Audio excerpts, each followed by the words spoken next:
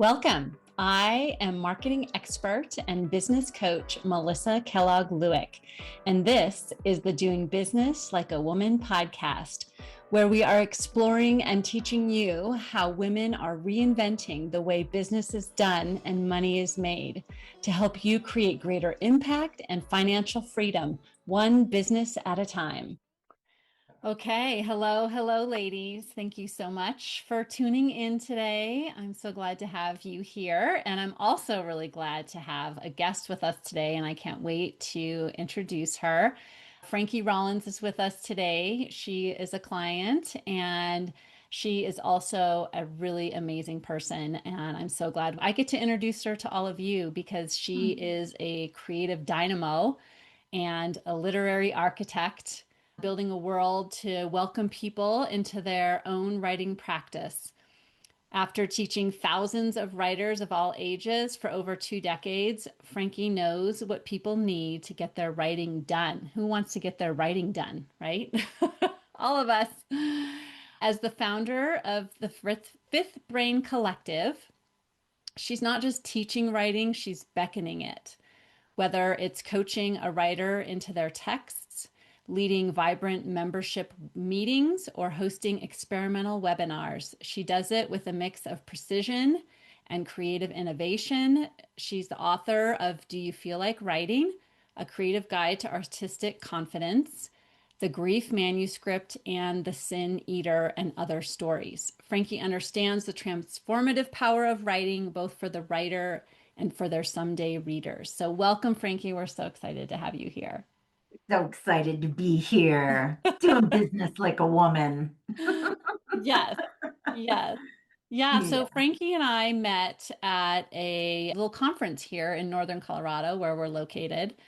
And she came to one of my talks, and I just remember you're such a light. Like you are always a light. Any room that you walk into, you just light it Oh, up with your spirit and your smile. And I remember that even from speaking wow. on stage, like you really stood out. And I was so glad that we got to chat afterwards and get to know each other and eventually work together. So you could change my life forever, basically, which is what happened.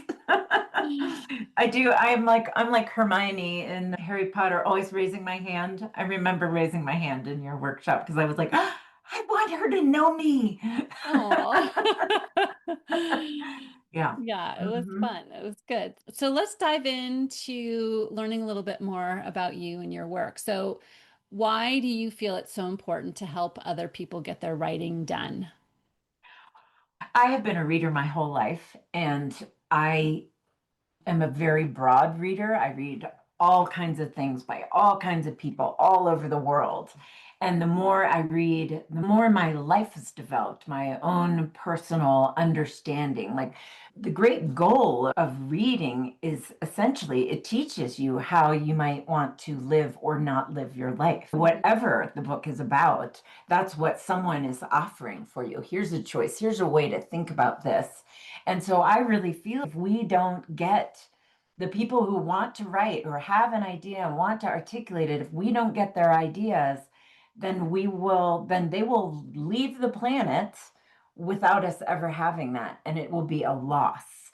So it comes from this greedy reader person that I am, but also from a deep belief that we need all the voices because there's just so many ways to live a life. Anybody who's traveled at all knows that you go to a different town or a different country and you're like, oh, I didn't know that was how you could live your life. And the Mhm. same thing happens in reading. And the other thing is, you can read for the rest of your life and still be changing. You'll be changing forever. So we need a lot of material and a lot of ideas. Yeah, I love that. And everyone has a story, right? And Everyone has a everyone story has worth a telling. story. Yeah, everyone has a story. And the thing is, the fifth brain really stands for this idea that inside of each of us, inside of our brains, all of our experiences, all of our knowledge banks, like the things that you specifically know, have been curious about, all the things we imagine or fantasize about or have dreamt of, all of that is always with us. And it's and put together in that one brain in that one particular way. No one else can fake that. So that's a particular kind of expertise that no one else in the world would have. Mm, And and I'm sure we need it. yeah. Yeah. So you Someone have to needs it. share it. Yeah, you have to share it. Don't be stingy. And I love your story, and I'm going to ask you to share it with the audience of how you came to this work, because you came and how you became an entrepreneur. Because I think I don't know if this is an exact quote for you, but you were an unintentional entrepreneur or an accidental entrepreneur. So tell us that story because I think it's amazing. Yeah. I've been a writer. I knew I was wanted to be a writer when I was young, actually. I got an undergraduate degree that was at a college that valued creative writing. And I worked for a long time because I didn't realize you could get an MFA in creative writing. No one told me. Really needed to know. What's MFA stand for? Master's in Fine Arts. Okay. So even though it's a writing, it's a creative degree. Hmm. And so I did that. And then the only answer was teaching. The main thing that people do is go and teach, or they might be editors, or they might be agents. But for me, I've been a teacher since I was a little girl. If I learn something, I turn and share it with somebody else. It's just Mm, how I've always rolled. And so then I was teaching, and you have to work adjunct. You work as an adjunct and get these little poorly paid opportunities to teach, to be in the classroom. And then I got a full-time job teaching, and I was teaching creative writing and honors, and I was running this literary magazine, and it was so much work. And the thing is that the only parts I cared about was the part with the students, the meetings. Like so often, the meetings I would leave and be like, there's another meeting where nothing got done. It doesn't feel like a good use of my time. And then the pandemic hit. And I was in Tucson and I was teaching, running a literary magazine that sort of the college wouldn't let us off the hook. I had this staff of these poor students and I trying to figure out how to do this thing. And I was creative writing. I was teaching mostly creative writing. And so all the pain was pouring in through my computer mm, every day from all the students. It was like they had an opportunity to write and it was just squished out. And it was just me in my house receiving that. wow. And I lived across the street from a hospital and it was helicopters day and night over my house. And I lived alone. And so it was just this experience of really like giving everything you have and then being this empty, whooshing vessel where I was like, I don't actually know how I will replace all of this energy. Mm, And I realized my sister lives in northern Colorado and has for 17 years with her family. And I've always loved visiting here. And I just thought, I'm just going to flee. I'm just going to flee. I'm going to go there. I'm going to be near family. And that is how I'm going to fix my life. And I had no real idea how. It was just, I needed to be near her. You have sisters too. yeah. You know, it's a Yeah. good impulse, or can be if you're close. And Yeah. she's a visual artist and also a professor. So we have a lot in common. And so when I moved here, the college would not let me, they let me have one semester fully online. And then even though I taught online and in person for them for 13 years, they would not let me continue. But it was a golden handcuff situation Yeah. where I was like, okay, and the other thing is after that pandemic, weren't we all, oh, nothing is guaranteed. The Mhm, world we thought that was always going to be this way is not this mhm, way. It's got other possibilities that can be horrible. And so if that's true, I should do the thing that I was put on earth to do. And so mm, then I just studied on my own. This is why meeting you was so life-changing. I was just figuring out how to be an entrepreneur all by myself because wow. I just didn't know. I took a webinar with Marie Forleo. I used the SBDC, the local resources. I read books and I have like binders of notes trying to figure out how to be an entrepreneur. Yeah. But right away, people started coming to me. Like my Mm, old students that I'd had before came to me, other people referred people to me. And in the work that I was doing with them, I was like, oh, yes, this is what I am supposed to do. I never don't know what to say when someone needs help writing. yeah. It's so, So I want to know about the moment or the time you have been in academia for 13 years. And you decide, okay, I'm not gonna just get a job or get a teaching position with another institution. You decide, I'm going to become an entrepreneur. I can just break out on my own. What Yeah. was that decision like? I know so many Yeah. will relate to that. That's such a great question because that is the moment, right? That's the moment where you're like, I will risk everything. And it was like I've been working with a small writing group, my friends Eric and Sandra Shattuck. We had been reading each other's work and we had been talking about how to teach other people to help each other in the ways we had helped each other. So I have already come up, and a friend of mine had been doodling our logo for a while. And so I had been thinking about this other thing, and then suddenly I was like, oh no, I am actually just going to do this. And then I had a friend who is also a businesswoman, Beth, like we never do anything alone. She had me sit down one day in 2019 and she said, well, how would you start a business? And so she set Mm. the dream in motion. So then in 2023, when I'm trying to figure it out, I think I just had those other people's voices in my head saying, you can do this, you should do this.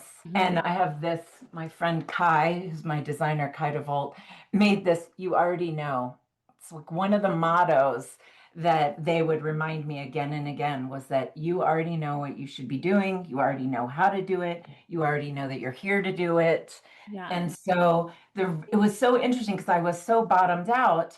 And as soon as I started this work, it's all filled back in, like all Mm. the energy, all the love, all the resources I needed.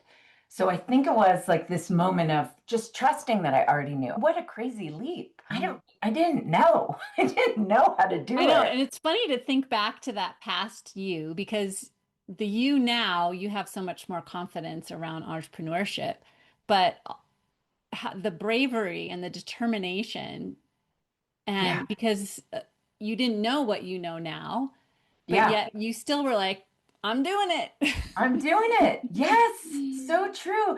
And it was that conviction. It turns out what's so interesting, you already know. I am built for entrepreneurship. One of the things I loved about academia was that everything changes every semester. Entrepreneurship is that on steroids, right? Yeah. We're always offering new things, figuring out new ways to help people, bring them in so we can serve them. And but yeah, that it's just, yeah. And here's the thing, it is my own fifth brain. My fifth brain was like, Frankie, we need to be able to help people write without these constructs that actually obstruct the true alchemy of a conversation, without this one-on-one quality of conversation. Being speaking to a class is a beautiful thing, but then in when we were on Zoom during the pandemic, I realized how powerful this construct could be, that it feels very private and intimate and almost easier to concentrate because you're not distracted by your physical situation, you know? Yeah. Yeah. And so yeah, so such an incredible thing that has happened to me. Yeah. I love it. That you have built. It hasn't happened to you. You've actually Right. built this. Right. I'm always like, I'm just so lucky. People are like, no, this doesn't look like luck from the outside. Yeah, it's a lot of hard work. But tell us about what the fifth brain means, like where that comes from, what that means to you. So the fifth brain, I was teaching a class years ago at the University of Arizona, and I said, all of a sudden, I was like, you have to trust your fifth brain. And as I said it and explained it, it's like a cow has these four stomachs for digesting. The brain, it has these different parts that without you telling it to, it categorizes them and stores them. Like the first one is how I feel in this moment. The second one is where am I? The third one is relational. Am I alone or am I talking to Melissa? And the fourth one is associative memories, the things that it reminds me of, the all of the things I've experienced before that are similar to this. And the fifth brain is the synthesizer. It's the Mm. one, we call it the zone, we call it the muse, we call it instinct. There's lots of names for it, but it's always there. It's the thing that wakes us up in the middle of the night sometimes, and we're like, oh, I know how to fix that. I know what to Mm. do. It applies all the time to our lives, but also to definitely to writers and artists. but also to entrepreneurs and leaders where we already know. And it's almost like a quieting down where we stop listening to what everyone else is suggesting and we like let our brain synthesize what we know, and then the answer comes. And everyone has a fifth brain, Mm. everyone. And it's just a matter of learning to listen to it. And because I've taught everybody from, I was especially good at teaching fourth graders through adults. Oh, And fourth graders were just so good at accessing their fifth brains. They hadn't learned not to trust it. They it hadn't gotten nothing had gotten in the way of their creativity or their imagination. And so all the different ways that I've taught different people over the years has reinforced this idea that everybody has what we need. We have so much power inside our own skulls. yeah. And how do we access that? Like, how do we listen in? Because I think the process that you do with your clients around writing and bringing the stories out of people, and that creative process also relates a lot to entrepreneurship. Every time I talk to you and you're talking about the work you're doing with clients, I'm always thinking that's very similar to the work I'm doing with entrepreneurs. Yes, you will say things like that where you're like, where does that come from? Where does that belief come from? Or because one of the things we talk a lot about my memberships is something called tiny rules, which we Mm, each make up tiny rules for ourselves every day, where we'll be like, oh, I can't do that. I can't send out another email because X, Y, or Z. I can't write in first person because people would be bored by that. It's like a made up rule. And we do it on a weekly basis. And so it's one of the ways that we gain access to our fifth brain is being aware of the ways that we limit it. And mm, maybe even the world has taught us to limit it. mm. And so that we can identify that and get it out of the way so that our natural ideas can come to us, our flow. It's not even that they have to come to us, it's just that we listen to them. And so that's one of the ways is becoming aware of tiny rules. But I obviously believe deeply in the power of writing. If we know how to make little black squiggles on a page or on a screen, then we have a way to access the fifth brain that is profound. And this is for everyone. But one of the things is making sure there's no one in the room, in your mental room, Mm. really allowing yourself to have the idea without judging it, questioning it, having your grandmother there disapproving, or an old friend who used to shame you about something. Like they cannot be in the room. And Mm. then and giving yourself taking a prompt, an idea, something that we've been talking about goals for 2026, doing that and be having it be private. What do I really want to do? And writing it down and having a timer is really helpful Mm. because then it forces you into the flow. You can't mess around, you can't muck around with too many tiny rules or other people. You're just like, okay, I have to do this now.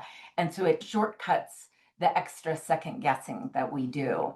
And then that builds. Another principle I have is writing in little bits. I was teaching 5 classes at a time, running a literary magazine, but I still wrote my books because I do it a little bit at a time. You Mm. know, just really remembering that we don't change in one fell swoop anyways. It's Yeah. a little bit at a time. So letting Yeah. yourself know you can do it this That's so way. interesting because I've always said I'll never write a book because it's just would take too much time and too much energy, and I would rather do more short form stuff. I love That's a great point though, that you could write it in little bits. Yeah, a sentence a day. I was teaching at a community college. I was a barista and and I was cleaning attics. As my grandmother always said to me, as a writer, I guess you have to know every part of life. My model. But I only had time every day for 15 minutes, and I would write a paragraph Mm. or a couple of lines. And within 50 days, I had a novella length piece that I'd written that then I could shape but that was the only way I could ever do it. And then that taught me that I can bend time that way just by Mm. using it a little bit at a time. I remember when I was a young writer, an emerging writer, and I would be like, unless I can spend 3 weeks alone. Now I'm like, no, that is too much time. I would go crazy. Do not need to be alone that much writing. For me, it's like living helps me know what to write. The interaction is what I need. But you really can do it in little bits at a time. And there's something about it that's so empowering, Melissa. Like where you are every morning, let's say you're writing before you begin your day, it's you and your brain and nobody else. It's so private. It's so powerful. And then you've put those ideas in your fifth brain. So the next day, you already have an idea because it's been working on it. And so it actually begins to grow in purpose and volume without you even trying that hard. You just show up every day for a little bit, or not every day. I don't live anyway, and that every day is the thing that I do, but I just show up again and again. Yeah, I love that. I love that. And I think it takes a certain confidence, or let's see, what would the word be? Like belief in the importance of your voice to think Yeah. all these little things that I'm putting together could actually be a book. Yeah. Yes. The word I use is love. It's Mm. just love. It's like love of yourself and love of the people who might need to know what you have to say. And I have people all the time tell me that they don't have permission to write. They feel like they can't, like, well, you can't be a writer unless someone tells you you're a writer. And I'm like, there are thousands and billions of people who don't want to write. Those people are not writers. If you want to write and you spend a little time in the morning of some of your days of the week, that's being a writer. That's what it Yeah. looks like. I'm always showing people like this is what it looks like for everyone. There's no other way. I guess there is another way. You can speak into a thing, Yeah. but it's so important. Like one of my examples is David Bowie, he did so many radical things. He was such an inventive mind. Do you think he asked someone like, do you think it would be okay for me to write a song about red shoes?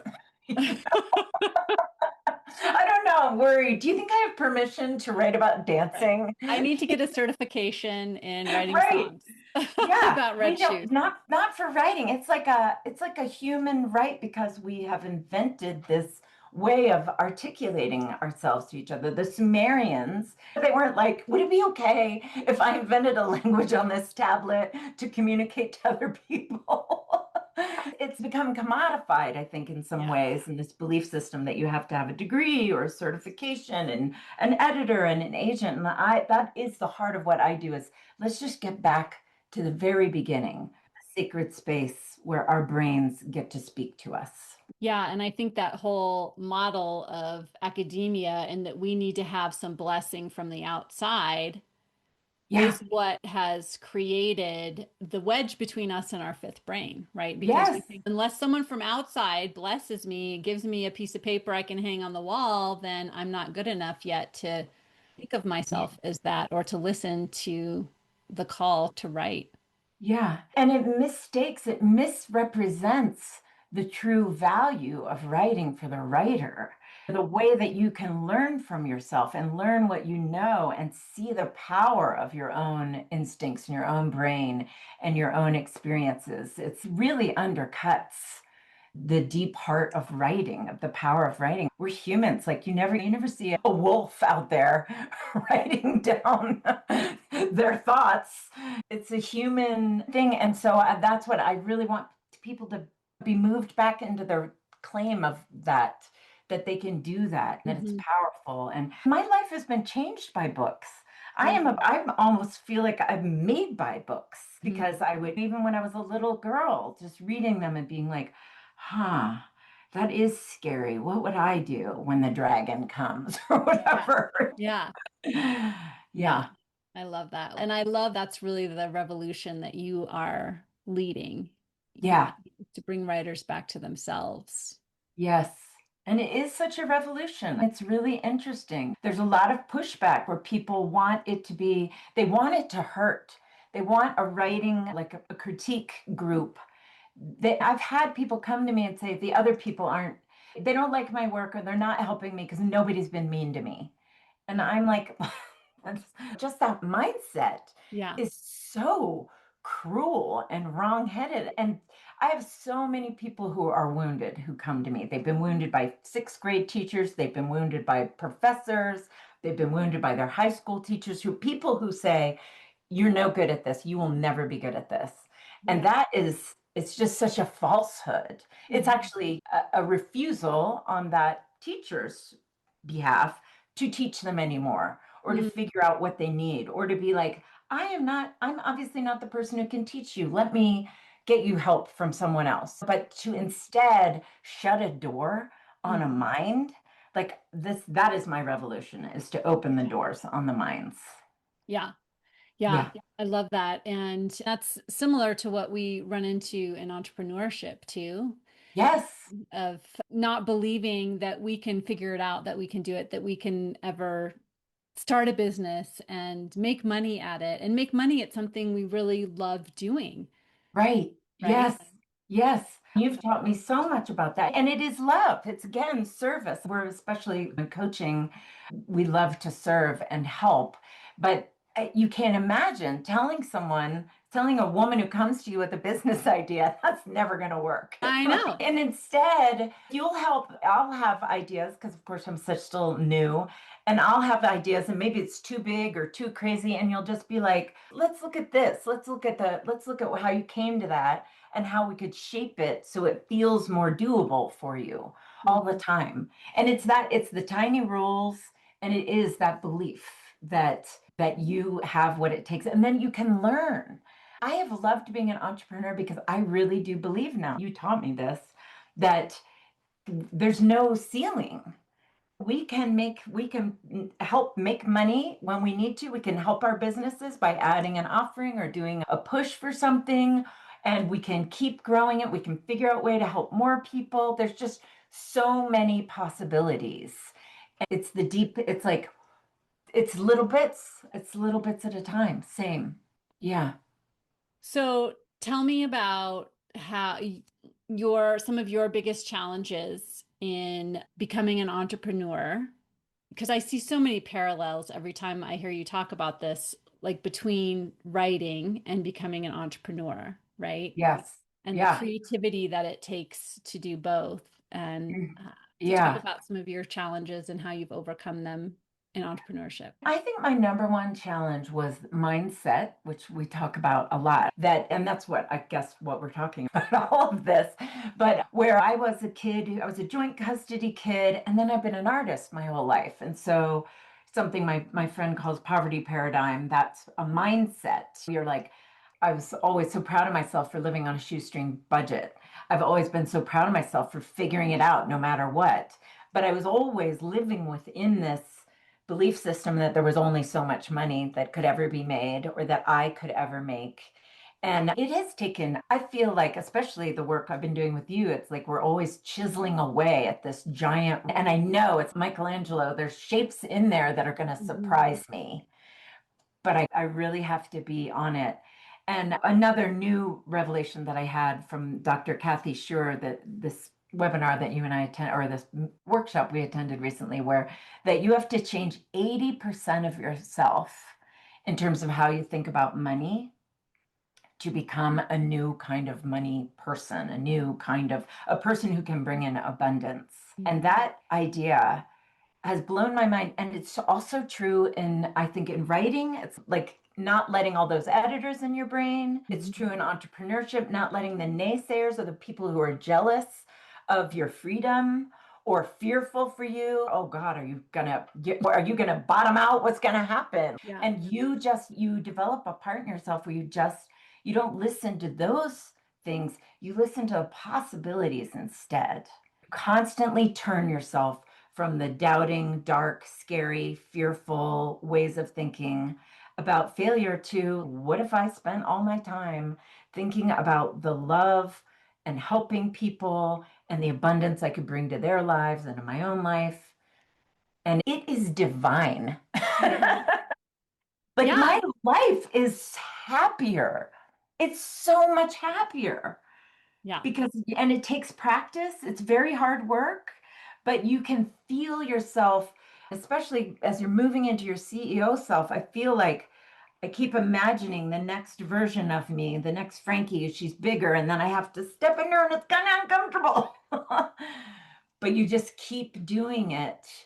And it's the same thing with the writing all the time in little bits. Is every time you work at it, you grow.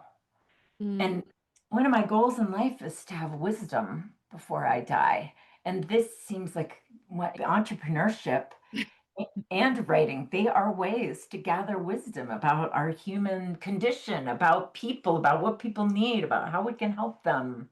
yeah, I love that. And I think that as you're talking, I'm thinking about how as entrepreneurs, as creatives, as coaches, we are just asking for experiences. Like Yes, we only become better at those things after having lots of experiences in our lives, right? yes, And we know life is 50-50, so half of those experiences are going to be great and half of them are going to be awful.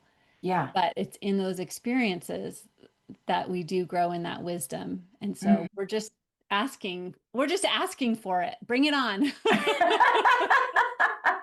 Bring on all the we experiences. we are just asking for it. We really are. Yeah. Yeah.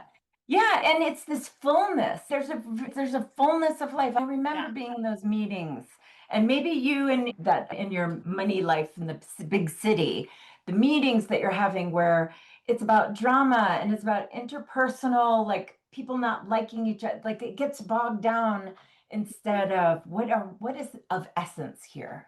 Is what here matters in Mhm. this scenario.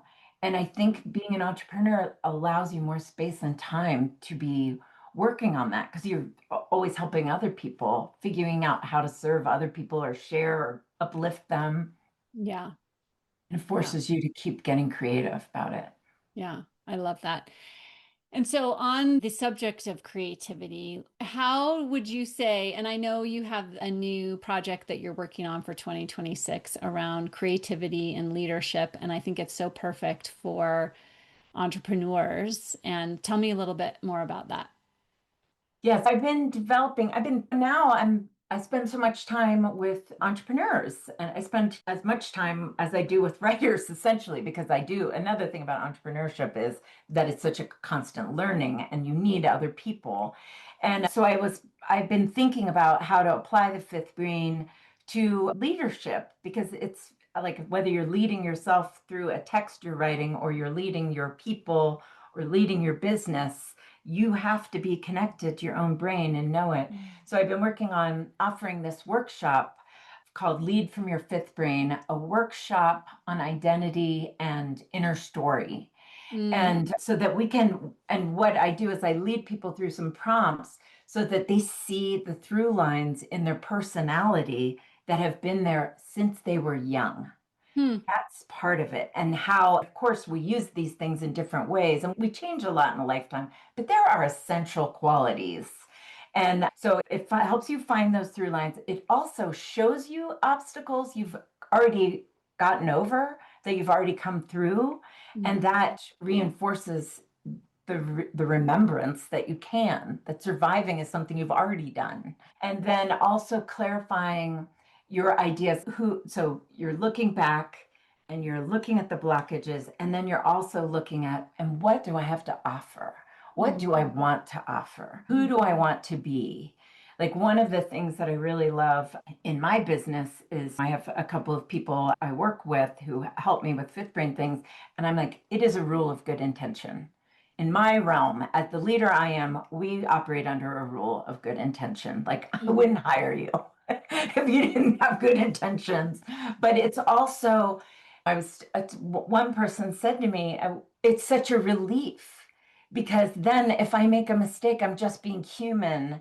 It's never personal. I'm never going to be smacked for it. We will just figure out how to fix it. And yeah, that is who I've been my whole life. I understand that that's maybe to a fault, maybe to a fault, but looking back at my through lines, it's what I always want is clean, clear communication with people and transparency. I'm never trying to hide anything. I make mistakes all the time. I'm as human as they come. And so I'm never posturing. And so knowing that and knowing that about myself helps guide me in what kind of a leader I am and will be probably forever. I love that. So you're basically crafting like your leadership story, Yes. your leadership Yeah. narrative. Yeah. Yeah. From your experiences, Yeah. from the who you've always been. Because you're becoming, but the first time I did it, it was such a funny experience because I realized I have always been a person who wanted revolution, wanted to change things for the better for the humans. And I would always, when I would be involved in some bureaucratic something, I always had one foot out the door. Mm. I always knew what my real goal was. And to really to look at some, you just choose a few points in your life and examine them. And I have these ways of helping us examine them. And then you just see, I wasn't expecting, I feel like I know myself so well, Yeah. but to have that revelation, I was like, oh, this is what we need. This Yeah. is what leaders need. I love that. Yeah. So good. So good. So tell me a little bit about what you are celebrating from 2025 and what have been some of the transformations that you've experienced, and especially during our work together, like how you have changed a lot this year. And so I'd love to hear what you're seeing in terms of your Right. One celebration really is our evaluation work. You've taught me how to evaluate what I've been Mhm. doing because one of my being a risk taker, that big leap I took, I was like, okay, we'll just do it. We'll just figure it out. Here's some money in, here's some money out. Fine, it's okay. But because now you've taught me to how to look at the different things, and there's two things you look at literally which of your offerings are working and successful, but there's also this idea of which of your offerings are helping which part of your business grow. So those are different kinds of mindsets that I've had to live. And I can feel them like I'm being defined, like definitions of my leadership and CEO-ness in the business that I did not have. I didn't even know how to think about them. I have 4 clocks on my wall for the different time zones because it's so hard for me to organize things in my mind in a certain elements. But I didn't think I could do this. I didn't think I could ever dream forward, but I'm doing it. I have a 5 year plan. I have goals for 2026. I've been measuring things. The new offerings that I have are purposeful and choices to fill in the gaps that I can now see in my business. So that is a huge development of working with you and eWomen Network. I have to say, being an eWomen Network, and I've taken a lot of other people up on their offers and hired them as coaches and made connections with them. And they have taught me so much. And I have friends who also have become entrepreneurs. And I can see sometimes where they struggle because they don't have a network of other people teaching them. Mm, Because there's just so many ways to do it. There's so many ways to live a life. There's so many ways to be an entrepreneur. yeah. So feeling like I'm finding my way is one Mhm. of my huge celebrations. And Mhm. also in my actual business, there are so many people writing books and they are writing different books and they help each other. Sometimes I'm not there. We have a free offering that's run by collective members and they report back to me and they still do the work. They do the beautiful work. I've set the model and then they are doing it. And so the revolution has begun. It is in full swing, my friend. It is in full swing, and I'm no longer pushing the whole train by myself.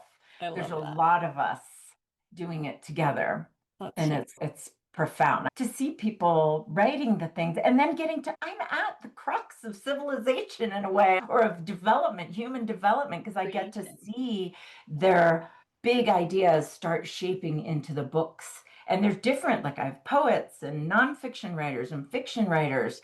And because I've read my whole life, I can help them all. People writing their books about their businesses. And it's just helping them find the shape that fits them. I'm never putting my grid or my ideas onto it. I'm always pulling from what they say. It's just really powerful to know that I know how to do that. That is not something that my business suffers from or anything. We got that. That's so good. Oh my gosh, it's like taking on a life of its own, this revolution. It is. Yeah, that's how revolutions work. Yeah, so good. All you have to do is empower the people. Yeah, yeah. So what are you looking forward to in 2026? Tell us what's happening. I've had 2 memberships going for a year and 1 membership going for the 2.5 years. And I'm opening a 3rd membership in the morning. Those have been evening ones. So I'm super interested to see what kind of writers do that, because there's different people at different kinds of people who write at different times of day. And we're offering a new webinar series where other people are going to come in and teach their expertise once a month. And I'm excited to travel and do this work with leaders, because whether it's leaders or writers, it's like taking people off this hook that they've hung themselves on so that they can move freely and use their full capacity. So I'm really excited about going out and offering these workshops and spreading the word even further. Bring more people. Everyone has a 5th brain. You can trust it, believe in it. Yeah, bring the people. So exciting. So exciting. Where are the best places to connect with you so my listeners can keep up with what's going on in the 5th brain? We have the fifthbraincollective.com is our website, and I always have a free consult on there. It's under coaching, but it is always available if somebody has an idea and they want to talk about it with me. Those are some of my favorite conversations in the world. We have memberships. Oh, the other thing I'm looking forward to is we're doing our first writing retreat this spring in April in Arizona. And that one's going to be on energy, which is always something I'm thinking about. If you go to the website, there's a whole layer of different ways, different kinds of writing interactions that you could get involved with. Also, I'm on LinkedIn and Instagram and Substack. We also have a Substack. Where we can read your writing. Yeah, we are very busy. Yes, the collective is busy. The collective is busy. That is the tagline for the 2026. I love it. And we will link up to all that in the show notes. And I just want to thank you so much for being here today. It's been an honor to get to work with you this year and get to know you and just see you blossom as a CEO. You've always been an incredibly talented coach and writer and leader. And so it's been really an honor to get to be part of your business journey and see that flourish. So thank you. Such a big handprint on my business journey that belongs to you. And I would say of a nudging kind. Thank you so much. It's such a joy to be on your podcast with all the other women doing business that you've talked to. And your coaching is invaluable. It's been invaluable to me. Thank you. Thank you so much. Yeah, thanks everybody for listening. Yeah, thank you, honey. Yeah. Okay. Bye. Hey, if you like this podcast, I want to invite you to become part of my community by signing up for my Friday Selly. The link is in the show notes. Each Friday, I'm going to deliver to your inbox my weekly celebration, as well as my thoughts on the latest in business and marketing. I want to keep you in the know about my upcoming events, free trainings, book clubs, all the fun things, even some free gifts. And of course, I'm going to let you know about these new podcast episodes. I'll see you there.